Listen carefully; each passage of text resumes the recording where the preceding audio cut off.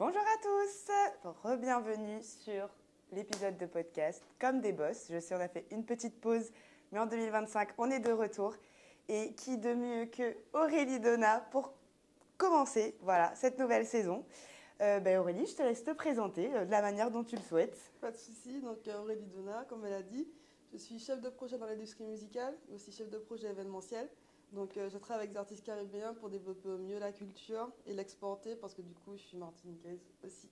Voilà, oui, vous l'aurez compris, j'adore inviter les Martiniquais sur le podcast, voir comment ils arrivent à rayonner dans leur domaine, dans leur secteur, autour du monde. Alors dis-moi Aurélie, d'où te vient cette passion pour la musique ? Alors passion, j'ai pas une passion comme le classique, avoir une famille dans la musique ou faire un instrument. J'ai toujours une passion par des activités. Donc, j'ai fait 10 ans de danse. Avant, je m'intéressais beaucoup aux actualités musicales américaines, parce que c'était beaucoup l'époque Nicki Minaj, Akon, etc. J'ai toujours voulu comprendre comment ça fonctionnait à l'intérieur, mais c'était très opaque et surtout quand on vient d'une île, avant, il n'y avait pas les réseaux sociaux, etc. Donc, c'est vite ralenti. Mais par des activités, par ma famille, par mon père qui avait l'association de danse à Fort-de-France, chez moi. D'accord. Et à quel moment tu t'es dit que vraiment cette passion, ce truc que tu avais pour la musique, tu pouvais peut-être le tourner en quelque chose de professionnel ? Alors pour l'événementiel, c'était en 2019 parce que j'ai été recrutée en 2014 dans une association d'événementiel où j'ai fait des événements, je me suis retrouvée à des postes, vraiment je gérais les événements et un pôle à Bordeaux.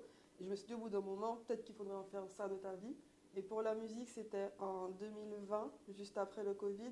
Alors, à part l'événementiel, c'est lié à la musique. Surtout sur nos îles, ça commence surtout par le live, par les événements. Et j'ai vu que les DJ, d'abord, avaient un besoin de structuration, d'accompagnement. Et là, je me suis dit, je vais me lancer, essayer de comprendre vraiment comment ça marche pour tout. Ok, top.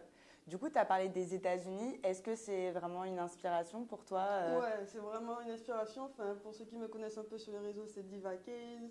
Avant, c'était Aurélie Case. Et j'étais vraiment fan d'Alicia Keys, de tout ce qu'elle faisait, de la façon dont elle parlait, dont elle se développait. Donc, c'est vraiment les Américains qui m'ont motivée à aller dedans, quoi. Ok, parce que eux, tu dirais, par rapport aux Français, ils sont beaucoup plus structurés. Ouais, ils étaient plus avancés, même au niveau des clips. C'est les clips qui m'intriguaient. Enfin, vraiment, la danse, la décoration par rapport à la France. Je me disais, mais comment ils font ? Comment tu arrives à être danseuse dans un clip ? Quand je fais de la danse avant, comment tu arrives aux États-Unis à faire ça ? Donc, c'est vraiment par les États-Unis que je me suis dit, ça m'intéresse. Ok, et du coup, quand tu t'es dit que tu avais envie de te professionnaliser, tu as recherché des études qui se faisaient dans ce secteur-là Alors, j'ai d'abord commencé en me lançant, comme d'habitude en testant. Comme je connaissais tous les DJ des Antilles, il y avait une nouvelle génération qui arrivait et je me suis dit que je vais manager 3 DJ. Donc j'ai commencé par là sans apprendre quoi que ce soit. Je me dis, vraiment sur le terrain qu'on apprend. Vraiment sur le terrain, il faut qu'ils aient de la lumière, il faut qu'ils aient des dates, donc j'y vais. Par les mois qui suivent, je suis tombée sur la bourse Ventrap et je me suis dit que j'allais tenter. Au début, j'avais un peu peur, je me suis dit maintenant il y a beaucoup de monde, t'as rien fait dans la musique, t'as fait que des événements, etc. Et j'ai rencontré des personnes à Paris qui étaient dans l'industrie, qui m'ont poussé, qui ont cru en moi et qui m'ont dit non, vas-y, t'as le profil. Et puis du coup j'ai postulé à la bourse. De là j'ai fait un MBA production musicale et développement d'artistes où j'ai rencontré du monde, j'ai appris vraiment les théories, j'ai pu faire un stage à Sony, etc. Donc ça m'a vraiment ouvert des portes. D'accord, oui, parce que pour ceux qui ne le savent pas, du coup, Aurélie est la grande gagnante de la bourse Ventrap et Amazon en 2023, c'est ça ? Ouais, déjà. Et oui, ça passe. Et il y avait plus de 500 candidats. Ouais, plus de 500 candidats sur la France entière. Donc vraiment, merci encore à Ventrap et Amazon. Qu'est-ce que tu penses qui a fait que tu t'es démarquée de tous ces candidats ?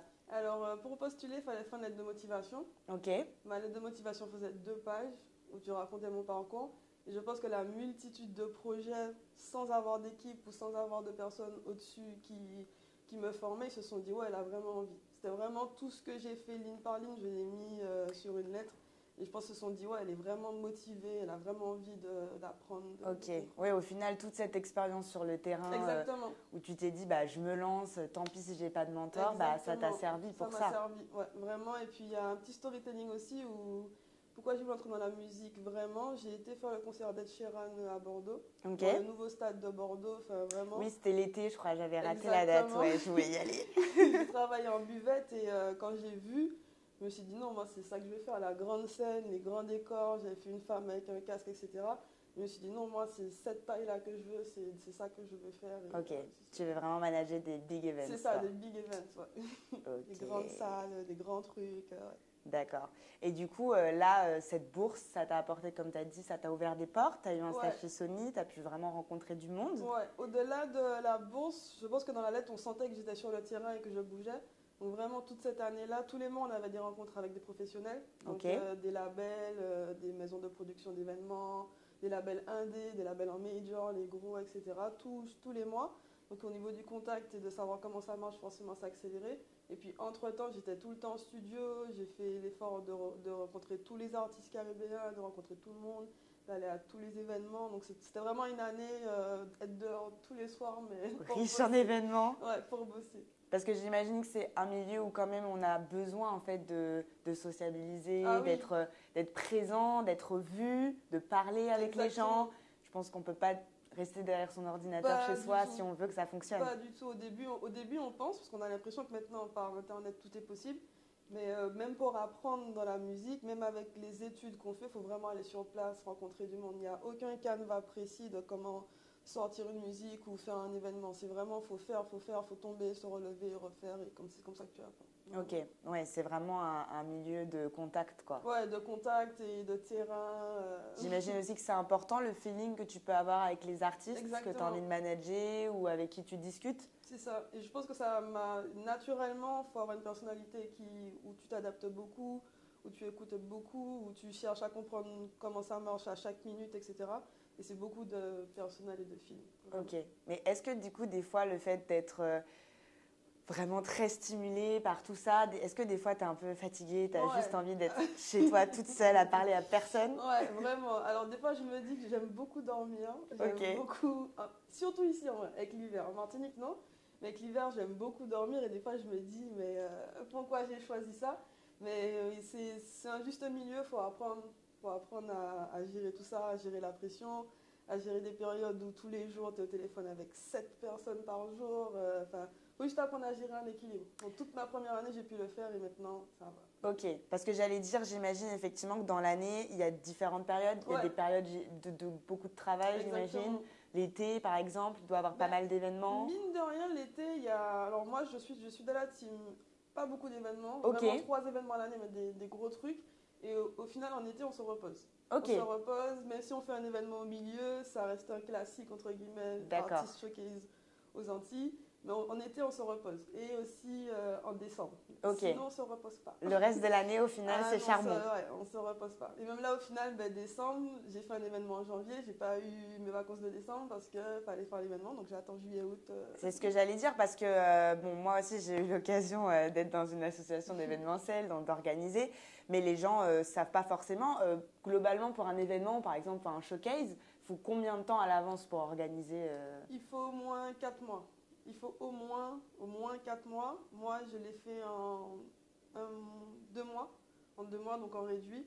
Donc vraiment, pendant 2 mois, tu dors pas. En plus, quand tu es à distance, moi j'ai pris le challenge de faire des événements à distance. J'habite à Paris, mais je le fais en Martinique. Ok, Et le fuseau horaire, faut gérer, etc. Que c'est l'après-midi que tu appelles du monde et pas le matin. Donc ouais, 2 mois, mais tu dors pas. Et en vrai, il n'y a pas vraiment, pas qu'il n'y a pas vraiment de délai, mais j'ai eu l'occasion de faire des très très gros événements en 2 semaines. Des événements à 15 000 personnes, j'y croyais pas, mais ça s'est fait. Mais c'est pas du tout la bonne méthode. Faut anticiper, plus tu anticipes, mieux c'est. mieux c'est. Ouais, d'accord. Et c'est vrai qu'on ne se rend pas forcément compte. Des fois, on va à une soirée, on voit un showcase, on se Ouais, dit bon, voilà, ils ont dû lui demander de venir il y a 2 jours, ça, mais en fait, mais non, il y non. a beaucoup de travail derrière. Non, non, typiquement, là, ce que j'ai fait en janvier, du coup, c'était Bousson Martinique. J'ai négocié depuis août. Depuis août, je suis dans un appelé toute semaine d'après, pas dispo. C'est du cardio, comme on dit, la musique. Vraiment. Et Et de la puis, patience. ce que tu fais, c'est quand même assez. Il y a pas mal de pluralité parce qu'au final, il y a toute la logistique autour d'un événement dont on ne se rend pas Exactement. compte. Il n'y a pas que le moment, que la musique, que C'est ça. l'artiste. Il y a la Il y a aussi communication, voilà, la la communication, logistique, le faire la venir, salle, le faire venir, gérer les relations, il y a beaucoup de choses. les problèmes de transport parce que bon, malheureusement, ça arrive souvent qu'il y ait des soucis, que ce soit avion, Ouais, train, vraiment. voiture. Là, pour l'anecdote, j'ai fait 18 en Martinique et 24 à Paris. Et ces temps-ci, au niveau des vols, il y a des annulations. Il a chanté en Guyane juste avant. Il y avait un seul vol pour venir en Martinique entre les deux. Et moi, j'étais en mode, mais s'il rate son vol, tu fais quoi? C'est foutu, ouais. Et même pour repartir aussi, il a décidé de prolonger. Il est resté jusqu'au 23. Il arrivait le jour même. Et en fait, tant que l'artiste n'est pas dans l'avion, tu angoisses. C'est stressant. Pas, et il y a des choses que tu ne maîtrises pas, quoi. Tu as vraiment des grosses angoisses, mais il faut apprendre à faire avec. Ok. Et du coup, quand tu organises ce genre d'événement, c'est quoi ton moment préféré? Genre, est-ce que c'est au moment où l'événement se produit? Est-ce que c'est l'après? Est-ce que c'est vraiment la préparation d'avant? Qu'est-ce qui t'anime le plus? C'est vraiment quand l'artiste passe. Ok. Quand l'artiste passe, il y a tout qui...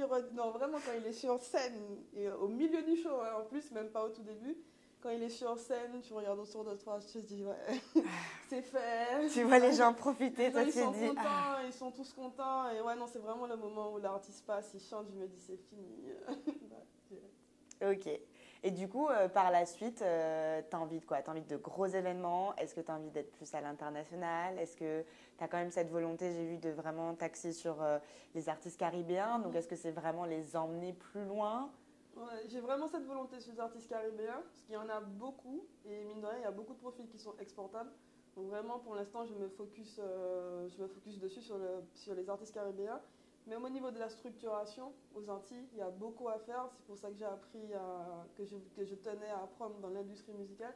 Donc vraiment, structurer des carrières, faire des structures aux Antilles, et puis faire des événements big, d'abord en France, Olympia, Zénith, Bercy, et après on va voir pour les tourner. Ok.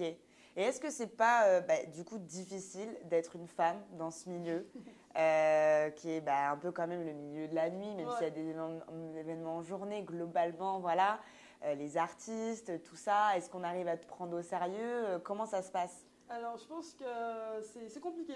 C'est compliqué. Je pense qu'il n'y a pas des portes qui se ferment, mais qu'elles sont plus difficiles à ouvrir.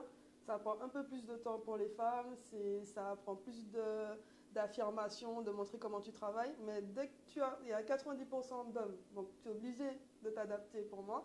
Mais dès que tu as compris comment la communication masculine, etc., ça avance. Donc je ne dirais pas que ça ferme des portes, mais c'est un peu plus compliqué à ouvrir. Mais quand c'est ouvert, c'est autoroute. Ok. Oui, parce qu'au final aussi, peut-être que tu te démarques d'un côté. C'est ça, exactement. Le fait que tu sois une femme, ça change. Ça. Et à partir du moment où on te prend au sérieux, exactement, voilà. C'est bon. On me pose souvent la question en plus en interview, etc. J'ai même pas d'expérience notoire pour dire c'est parce que je suis une femme. J'ai senti que déjà je me réveille en me disant je suis une femme et je suis noire à Paris. Donc dès que tu as un combat de tous les instants. Il ne faut pas faire un déni et du coup j'ai jamais vraiment eu de soucis par rapport à ça. Et puis j'ai une personnalité aussi qui est bien street un peu, etc. Donc ça rentre bien dedans. Ok, d'accord. Tu te vois où du coup dans 10 ans? C'est la bonne question. Hein. Dans 10 ans, en vrai, je me vois soit en indépendante, soit dans une grosse structure qui allie événementiel et musique, ou sinon structure musicale et qui fait des événements, mais juste big. Très très big, c'est une très bonne voix. Ok. Dans 10 ans, ouais, je pense que ce sera très très C'est quoi là les événements qui te font rêver, genre vraiment à l'international, que tu trouves vraiment super bien organisés, où tu aimerais participer? Les Ardentes. Ah ouais, les Ardentes, c'est lourd. C'est en Belgique, mais les Ardentes, vraiment, ça m'a beaucoup fait rêver. Avec Ventrap, j'ai pu y aller en VIP, en média, etc. J'ai vu l'intérieur. Et vraiment, en comparaison à des festivals aux Antilles, on a beaucoup à apprendre. On a du travail. Et ouais, non, vraiment, les Ardentes, en plus c'est du rap, donc c'est du rap, pop urbain, etc. En plus, moi, ce que je trouve étonnant avec ce festival, c'est que beaucoup de gens, je pense, auraient pu se dire non, mais votre programmation, elle n'est pas assez variée là. Ouais. Ça va pas fonctionner, on peut pas non plus mettre que du rap. C'est ça. Et au final, en fait, non, ça fonctionne. Non, ça fonctionne. Quand on regarde la programmation, on se dit mais waouh, il y a tous les artistes du moment qu'on a envie de voir sont aux Ardentes. Juste à côté, et puis ils se diversifient. Il y a eu Joe l'année dernière, donc là, tous les festivals internationaux et nationaux en France. Ils ont compris que l'afro, le chata, ça marche. Ça commence à fonctionner, oui. We Love Green, t'as un petit peu de Maureen. Oui, on voit Maureen qui se fait de plus en plus booker, effectivement. C'est ça. Donc en vrai, on est plus dans un créneau, là, la musique caribéenne, où il faut le prendre maintenant. C'est ce que j'allais dire. Je trouve que en ce moment, il y a 4 campés qui cartonnent. Alpha, en plus, je me disais la dernière fois, mais en fait, Joey, il a la même recette dans ses musiques depuis des années. Mais il a fallu que celle-là, on ne sait pas, des fois, il y a un truc et qui fait que toute la France l'apprécie. Mais... C'est ce qui est compliqué dans la musique et c'est là que tu sais si tu es fait pour être dedans ou pas. On ne peut pas anticiper ce qui va péter. Genre, vraiment. Bous en Martinique, ça a pété en Martinique. On est 6e département mondial à écouter Boost depuis les 3 derniers mois. Ok. Et en Guadeloupe et en Guyane, non. Tu vois. D'accord, ok, donc c'est très concentré, en ouais. Martinique, j'ai vendu 1000 places en 24 heures, j'ai pas eu des places qui sont revendées à 150 euros. Dans la musique, on peut pas prévoir, mais il faut être prêt à ça. C'est ça. Et il y a aussi ce truc de l'instant, de la tendance qu'il faut savoir saisir. C'est très éphémère, il faut prendre tout de suite, vraiment, il faut être le premier à apprendre parce que c'était un combat, on s'imagine bien. Et ouais, il faut être à l'affût, il faut tout suivre, mais par le quotidien, enfin, moi j'ai toujours suivi les rappeurs, etc. Donc, ouais, là on a Théodora aussi qui a pas mal buzzé, ça a fait parler, mais en tout cas au moins ça popularise ce genre de sonorité, donc c'est intéressant. Exactement, c'est par d'autres artistes des fois, même Leto et Titop, c'est par d'autres artistes des fois que c'est mis en avant, mais il faut qu'en profiter. Ça sert à rien d'être fâché, etc. Et tout, il faut surfer dessus. Quoi. Exactement, il faut surfer sur la vibe. Dessus, voilà. Puis au-delà des internationaux, ouais, c'est vraiment le Bercy dans 3 ans, c'est Bercy ou rien du tout. Ah oui. Ah oui, sûr. Même 2 ans. même 1 an. Eh bien, écoute, c'est tout ce qu'on te souhaite. Merci beaucoup, Aurélie, d'avoir répondu à mes questions. C'était hyper intéressant. J'espère que ça va vous intéresser et vous en apprendrez un petit peu plus sur le milieu de la musique. Et dis-nous où est-ce qu'on peut te retrouver, te suivre. C'est sur Instagram principalement que tu partages tes aventures? Ouais, je partage sur Divaquet, je partage principalement. Et puis Oni en événementiel, on voit un peu. Mais sur mon restage, je partage. Ok, je vous mettrai tout ça dans le commentaire du podcast. Et sur ce, j'espère que vous avez passé une bonne écoute. Et on vous fait des bisous. Bisous, salut.